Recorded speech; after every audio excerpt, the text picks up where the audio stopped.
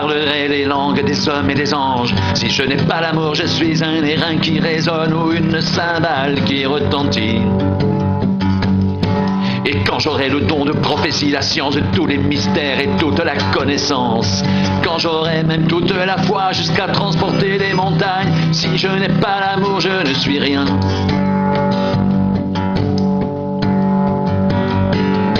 Et quand je distribuerai tous mes biens pour la nourriture des pauvres, quand je livrerai même mon corps pour être brûlé, si je n'ai pas l'amour, cela ne me sert à rien. L'amour est patient, il est plein de bonté. L'amour n'est point envieux, l'amour ne se vante point, il ne s'enfle point d'orgueil. Il ne fait rien de malhonnête, il ne cherche point son intérêt. Il ne s'irrite point, il ne soupçonne point le mal. Il ne se réjouit point de l'injustice, mais il se réjouit de la vérité. Il excuse tout, il croit tout, il espère tout, il supporte tout. L'amour ne périt jamais. L'amour ne périt jamais, l'amour ne périt jamais. Les prophéties seront abolies. Les langues cesseront, la connaissance sera abolie, car nous connaissons en partie et nous prophétisons en partie. Mais quand ce qui est parfait sera venu, ce qui est partiel sera aboli. Lorsque j'étais enfant, je parlais comme un enfant, je pensais comme un enfant, je raisonnais comme un enfant. Lorsque je suis devenu homme, j'ai fait disparaître ce qui était de l'enfant. Aujourd'hui, nous voyons au moyen d'un miroir, d'une manière obscure, mais alors nous verrons face à face. Aujourd'hui, je connais en partie, mais alors je connaîtrai comme j'ai été connu.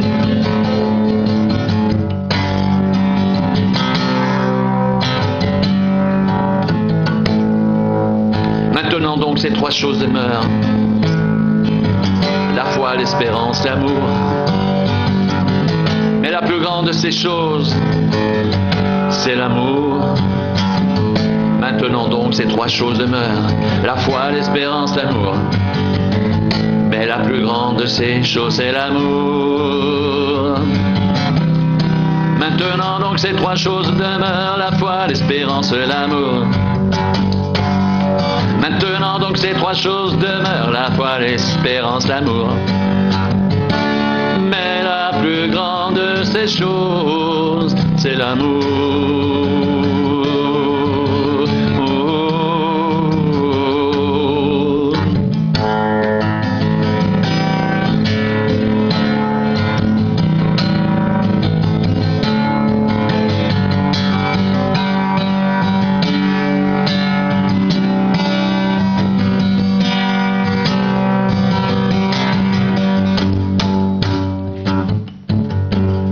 Je parlerai les langues des hommes et des anges. Si je n'ai pas l'amour, je suis un airain qui résonne ou une cymbale qui retentit.